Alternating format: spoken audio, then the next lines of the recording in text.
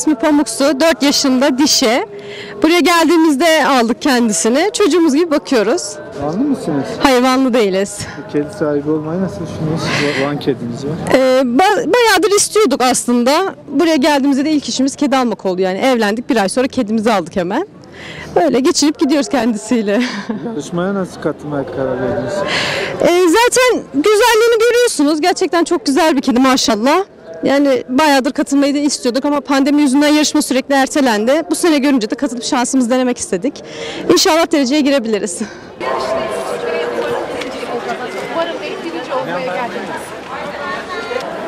Tamam. Bir dakika Pamuş'um, bir dakika. Dur kızım.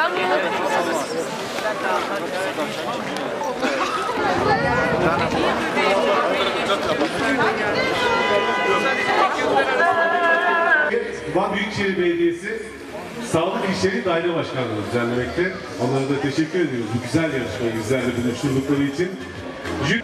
Hayvan Sağlığı Yetiştirme Merkezi Mutlu Şenbaba. Ve hemen ardından kedimizin dış görünüşü ve duruşu oynanacak. Bir sonraki oylamamız kedimizin bakım ve temizliği için gelecek.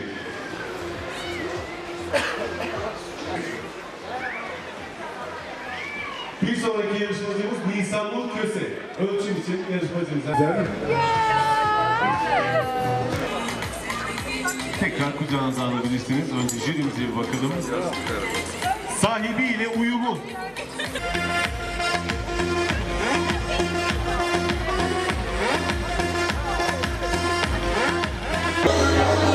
Sevim abla. Jüri üyelerimizi şöyle ön tarafa alalım isterseniz. Abi ismim Ömer Yabaş. Kedimin ismi Mia'dır. Çok mutluyum birinci olduğu için.